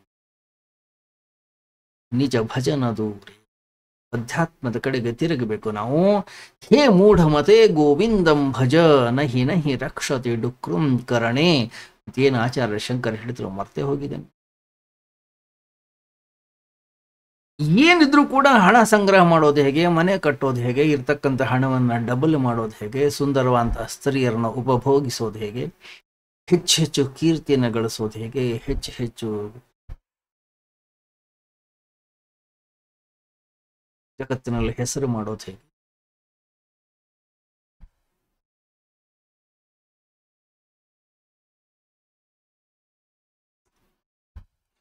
ಇಷ್ಟು ಹಣ ಬಂದ್ರೆ ತೃಪ್ತಿ, ಇಷ್ಟು ದೊಡ್ಡ ಮನೆಯನ್ನು ಕಟ್ಕೊಂಡ್ರೆ ತೃಪ್ತಿ, ಇಷ್ಟು ಅಧಿಕಾರ ಇದ್ರೆ ನನಗೆ ಸಮಾಧಾನ. ಏನಿದೆ ಅಲ್ಲಿ? ಏನೂ ಇಲ್ಲ. ಆದ್ರೂ ಕೂಡ ಒಂದು ಹುಚ್ಚು ತೃಪ್ತಿಯ ಅನುಭವವನ್ನು ಭೋಗಿಸ್ತಾರೆ. ನಿಜವಾಗ್ಲೂ ಕೂಡ ಕುಡಿಯೋದ್ರಿಂದ ಸುಖ ಶಾಂತಿ ಇಲ್ಲ, ಸಿಗರೆಟ್ ಸೇದೋದ್ರಿಂದ ಸುಖ ಶಾಂತಿ ಇಲ್ಲ, ಹೆಣ್ಣಿನ ಭೋಗದಿಂದ ಅಥವಾ ಗಂಡಿನ ಭೋಗದಿಂದ ಯಾರು ಇನ್ನೂವರೆಗೂ ಕೂಡ ಶಾಂತಿ ಸುಖವನ್ನ ಪಡೆದಿಲ್ಲ. ಬೇಕಾದಷ್ಟು ಹಣವನ್ನ ಗಳಿಸೋದ್ರಿಂದ ಸ್ವರ್ಗ ಸುಖ ಪ್ರಾಪ್ತಿ ಆಗತ್ತೆ, ಇಲ್ಲ, ಸಿಕ್ಕಿಲ್ಲ. ಹಾಗೆ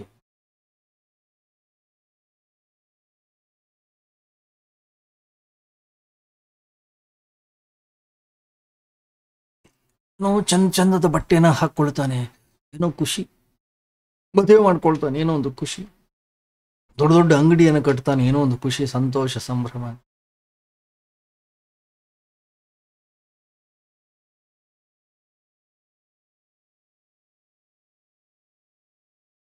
ಯಾವನೋ ಒಬ್ಬ ವ್ಯಕ್ತಿ ಅತ್ಯಂತ ಉತ್ಕೃಷ್ಟ ಶ್ರೇಷ್ಠವಾಗಿರ್ತಕ್ಕಂಥ ಒಂದು ಪದವಿಯಲ್ಲಿ ಮೇಲೆ ಕುರ್ಚಿ ಮೇಲೆ ಕೂತ್ಕೊಳ್ತಾನೆ, ಏನೋ ಗಳಿಸಿದ್ದೀನಿ ಅಂತಕ್ಕಂಥ ಭ್ರಾಂತಿ. ಏನಿದೆ? ಏನಿಲ್ಲ. ಅಲ್ಲಿ ಬರೀ ದುಃಖ, ಅಲ್ಲಿ ಬರೀ ಸಮಸ್ಯೆ, ಅಲ್ಲಿ ತಾಪತ್ರಯಗಳೇ. ಇಷ್ಟೊಂದು ಜನ ಎಲ್ಲ ಆ ಕುರ್ಚಿಯನ್ನು ಬಯಸ್ತಾ ಇರುವಾಗ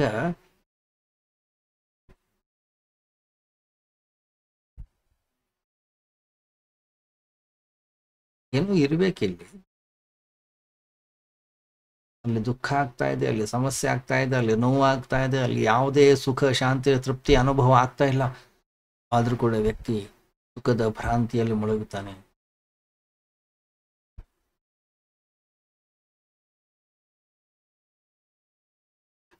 ಇಷ್ಟು ಹಣ ಬಂದ್ರೆ ಸಾಕು ನನ್ನ ಜೀವನದಲ್ಲಿ ಸುಖ, ಇಷ್ಟು ಹಣ ಬಂದ್ರೆ ಸಾಕು ನನ್ನ ಜೀವನದಲ್ಲಿ ಶಾಂತಿ, ಇಷ್ಟು ಆಸ್ತಿ ನನಗೆ ಬಂದ್ರೆ ಸಾಕು ನಾನು ನೆಮ್ಮದಿಯ ಜೀವನವನ್ನು ಸಾಗಿಸ್ತೇನೆ ಅಂತಕ್ಕಂಥ ಭ್ರಾಂತಿಯಲ್ಲಿರ್ತಾನೆ.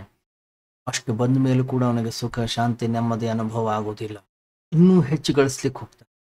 ಅದಕ್ಕೆ ವಿಚಿತ್ರ ಭೂಗೈಹಿ ಅಂತಕ್ಕಂಥ ಶಬ್ದದ ಪ್ರಯೋಗವನ್ನ ಮಾಡಿದ್ದಾರೆ. ಅದಕ್ಕಾಗಿ ತಾನೆ ಆಚಾರ್ಯ ಶಂಕರ್ ಹೇಳಿರೋದು ಅಸಾರೇ ಸಂಸಾರೇ ನಿಜ ಭಜನ ದೂರೇ ಜಡಧಿಯ ಭಮಂತಂ ಮಾಮಂಥಂ ಪರಮ ಕೃಪಯಾ ಪಾತು ಮುಚಿತಂ. ಭ್ರಮಣೆಗೆ ಒಳಗಾಗಿದ್ದೀವಿ ನಾವು, ಎಲ್ಲಂದ್ರಲ್ಲೇ ಸುತ್ತಾಡ್ತಾ ಇದ್ದೀವಿ, ಹುಚ್ಚರಾಗಿದ್ದೀವಿ ನಾವು ವಸ್ತುಗಳ ಹಿಂದೆ, ವಿಷಯಗಳ ಹಿಂದೆ, ವ್ಯಕ್ತಿಗಳ ಹಿಂದೆ, ಜಗತ್ತಿನ. ನನಗೆ ಯಾರು ರಕ್ಷಕರು? ಮದನ್ಯ ಕೋದೀನಸ್ತವ ಕೃಪಣ ರಕ್ಷಾತಿ ನಿಪುಣಃ. ನಿನ್ನನ್ನು ಬಿಟ್ಟು ನನ್ನನ್ನು ರಕ್ಷಣೆ ಮಾಡ್ತಕ್ಕಂಥವ್ರು ಯಾರಿದ್ದಾರೆ? ಯಾಕೆ ನಾನು ನಿನ್ನ ಹತ್ರ ಬಂದಿದ್ದೀನಿ ಹೇ ಶಿವ? ಯಾಕಂದ್ರೆ ನೀನೊಬ್ಬ ನಿಪುಣ, ನೀನು ಎಕ್ಸ್ಪರ್ಟ್.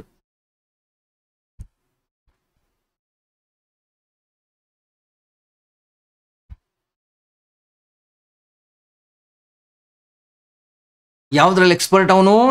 ಯಾರು ಸಂಸಾರದಲ್ಲಿ ಬಿದ್ದಿದ್ದಾರೆ ಆ ಸಂಸಾರದಿಂದ ಎತ್ತಿ ಆಚೆ ಹಾಕೋದ್ರಲ್ಲಿ ಅವನು ಎಕ್ಸ್ಪರ್ಟ್.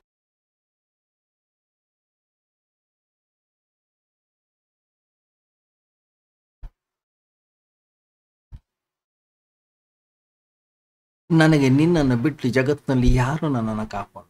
ಯಾರ ಹತ್ರ ಶರಣು ಹೋಗ್ಲಿ ನಾನು? ಯಾರ ಕಾಲಿಗೆ ಬೀಳಿ ನನ್ನನ್ನು ರಕ್ಷಿಸೋರು ಯಾರು? ತ್ವದನ್ಯ ಕೋ ವಾಮೇ ತ್ರಿಜಗತಿ ಶರಣ್ಯ ಪಶುಪತೆ. ನಾನು ದೀನ, ನನ್ನ ಹತ್ರ ಏನಿಲ್ಲ, ನಾನೊಬ್ಬ ಮೂರ್ಖ, ನಾನೊಬ್ಬ ಅಜ್ಞಾನಿ, ಗೊತ್ತಿಲ್ಲದೆ ಎಲ್ಲ ಹೋಗ್ತಾ ಇದ್ದೀನಿ. ಅಸಾರೇ ಸಂಸಾರೇ ನಿಜ ಭಜನ ದೂರೇ ಜಡಧಿಯ. ಅಸಾರವಾಗಿರ್ತಕ್ಕಂಥ ಈ ಸಂಸಾರದಲ್ಲಿ ಮುಳುಗಿದ್ದೀನಿ ನಾನು. ಜಡಧಿಯ, ಜಡ ವಸ್ತುಗಳ ಪ್ರತಿ ನನ್ನ ಬೇಕೆ, ಆಸೆ, ಆಕಾಂಕ್ಷೆ,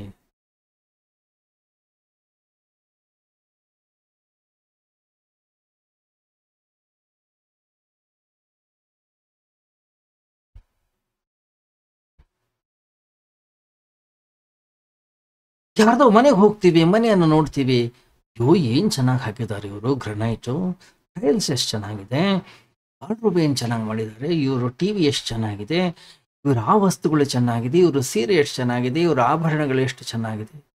ಮೋಹಕ್ಕೊಳಗಾಗ್ತೀವಿ.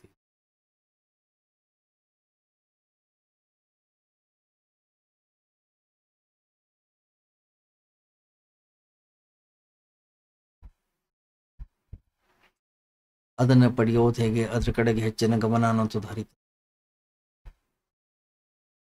ರಾಗ, ದ್ವೇಷ, ಕಾಮ, ಕ್ರೋಧ, ಲೋಭ, ಮೋಹ, ಮದ, ಏನಿವೆಲ್ಲ? ಇವೆಲ್ಲವೂ ಕೂಡ ಒಂದೊಂದು ರೀತಿಯ ಅಗ್ನಿಗಳು. ಒಳಗಡೆಗೆ ಬೆಂಕಿ ಹಚ್ಕೊಳ್ಳಿ ಶುರು ಆಗುತ್ತೆ. ಯಾವಾಗ ಬೆಂಕಿ ಹತ್ತಿ ಉರಿಲಿಕ್ಕೆ ಶುರು ಆಯ್ತು,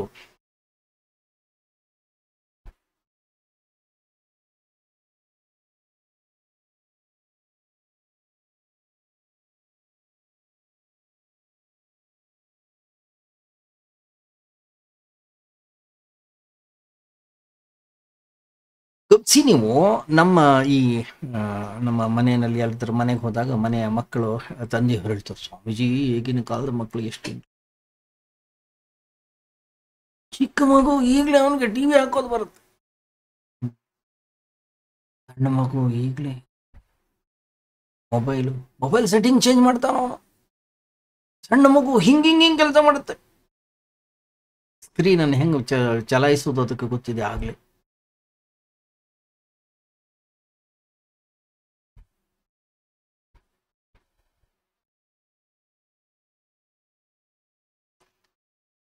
ಜಡ ವಸ್ತುಗಳ ಕಡೆಗೆ, ಜಡ ವಿಷಯಗಳ ಕಡೆಗೆ, ಸಂಸಾರದ ಕಡೆಗೆ ಹೋಗೋದನ್ನ ನಾವು ಬುದ್ಧಿವಂತಿಕೆ ಅಂತ ಹೇಳಿ ಕರಿತಾ ಇದ್ದೀವಿ ಹೊರಗಡೆ ಜಗತ್ನಲ್ಲಿ. ಏನಿದೆಲ್ಲ ಸಂಸಾರ, ಇದೊಂದು ಜೀವನ ಚಕ್ರ. ಈ ಜೀವನ ಚಕ್ರದಲ್ಲಿ ಸಿಕ್ಕಾಕೊಂಡಿದ್ದೀವಿ, ಜೀವನ ಚಕ್ರದಲ್ಲಿ ಒದ್ದಾಡ್ತಾ ಇದ್ದೀವಿ. ಜೀವನ ಚಕ್ರದಿಂದ ಹೊರಗಡೆ ಬರ್ಲಿಕ್ಕೆ ನಮ್ಮ ಕೈ. ಇವತ್ತಲ್ಲ ನಾಳೆ ಗುರಿಯನ್ನ ತಲುಪ್ತೀನಿ, ಇವತ್ತಲ್ಲ ನಾಳೆ ನಾನು ಸುಖ ಸ್ವರ್ಗದ ಆ ಬಾಗಿಲನ್ನ ತಟ್ತೀನಿ ಅಂತ ಹೇಳಿ ಹೇಳ್ತಾ ಇದ್ದೀವಿ. ಆಗ್ತಾನೆ ಇಲ್ಲ. ಯಾಕೆ? ಒಂದು ಜೀವನ ಚಕ್ರ ಇದರಲ್ಲಿ ಸುತ್ತಾಡೋದೇ ನಮ್ದು ಕೆಲಸ ಆಗಿದೆ. ಇದನ್ನ ಬಿಟ್ಟು ಇದರಿಂದ ಹೊರಗೆ ಬರ್ಲಿಕ್ಕೆ ನಮ್ಮ ಕೈನಲ್ಲಿ ಆಗ್ತಾನೆ ಇಲ್ಲ.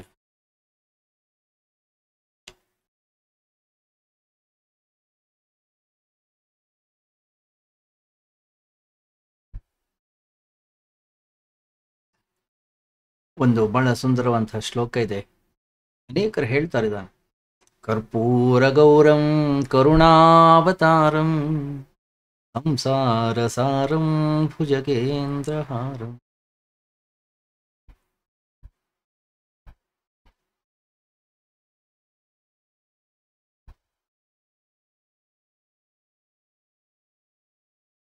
ಭಗವಂತ ಶಿವನನ್ನ ಬಿಟ್ಟು ಈ ಜಗತ್ನಲ್ಲಿ, ಸಂಸಾರದಲ್ಲಿ ಬೇರೆ ಯಾವ ಸಾರವೂ ಕೂಡ ಇಲ್ಲ.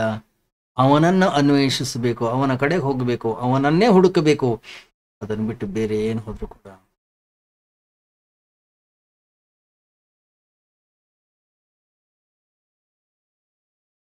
ಹಾಲಿನ ಸಾರ ಯಾವುದು? ಹಾಲಿನ ಸಾರ ತುಪ್ಪ. ಎಳ್ಳಿನ ಸಾರ ಅದರ ಎಣ್ಣೆ. ಅದನ್ನು ಕುಡಿದ್ರೇನೆ ತಾಕತ್ತು ಬರೋದು. ಅದನ್ನು ಬಿಟ್ಟು ಬೇರೆ ಏನು ಮಾಡಿದ್ರು ಕೂಡ ತಾಕತ್ತು ಬರೋದಿಲ್ಲ. ಹಾಗೆ ಈ ಜಗತ್ನಲ್ಲಿ, ಸಂಸಾರದಲ್ಲಿ ಎಲ್ಲಿ ತನಕ ನಾವು ಶಿವನ ದರ್ಶನವನ್ನ ಮಾಡೋದಿಲ್ಲ, ಅಲ್ಲಿ ತನಕ ನಾವು ನೆಮ್ಮದಿಯ ಜೀವನವನ್ನು ಸಾಗಿಸ್ಲಿಕ್ಕೆ ಸಾಧ್ಯವಿಲ್ಲ. ಹೊರಗಡೆಯ ಈ ವಿಷಯಗಳು, ಹೊರಗಡೆಯ ಈ ವಸ್ತುಗಳು ಸ್ವಲ್ಪ ಕೊಡ್ತಾವಷ್ಟೇ ಶಾಂತಿ, ನೆಮ್ಮದಿ. ಪರಮಾತ್ಮನೇ ಈ ಸಂಸಾರದ ನಿಜವಾದ ಸಾರ. ಎಲ್ಲಿ ತನಕ ಅವನನ್ನು ಕಂಡುಕೊಳ್ಳೋದಿಲ್ಲ, ಅಲ್ಲಿ ತನಕ ನಮಗೆ ಹೆಸರು ಜಡಬುದ್ಧಿ.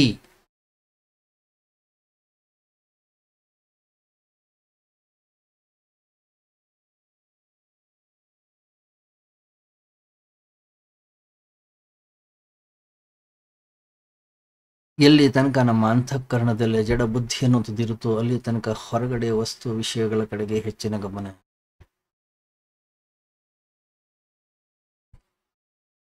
ಗಮನಿಸಿ, ನೀವು ದೊಡ್ಡ ದೊಡ್ಡ ಮನೆಯನ್ನ ಕಟ್ಟಿದ್ರೆ, ದೊಡ್ಡ ದೊಡ್ಡ ಫ್ಯಾಕ್ಟರಿಯನ್ನು ಹಾಕಿದ್ರೆ, ದೊಡ್ಡ ಸುಂದರವಾದಂತಹ ಬಟ್ಟೆಗಳನ್ನ ಧರಿಸಿದ್ರೆ, ಆಭರಣಗಳನ್ನ ಧರಿಸಿದ್ರೆ, ಅಂಥವರನ್ನ ನಾವು ಬೆರಗುಗಣ್ಣಿಂದ ನೋಡ್ತೀವಿ. ಅಷ್ಟು ಚೆನ್ನಾಗಿ.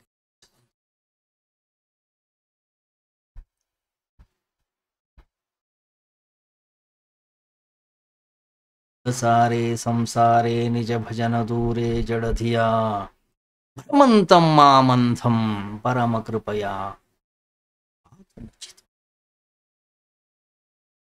ಮುಂದುವರಿಯುತ್ತೆ.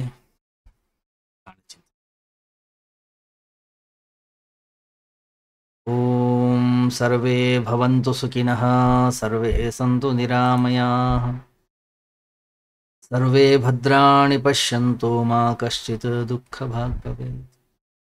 ತತೋ ಮಾ ಸತ್ಕಮಯ ತಮಸೋ ಮಾ ಜ್ಯೋತಿರ್ಗಮಯ ಮೃತ್ಯೋರ್ಮಾ ಅಮೃತಂಗಮಯ. ಓಂ ಶಾಂತಿ ಶಾಂತಿ ಶಾಂತಿ. ಹರಿ ಓಂ. ಶ್ರೀ ಗುರುಭ್ಯೋ ನಮಃ. ಹರಿ ಓಂ.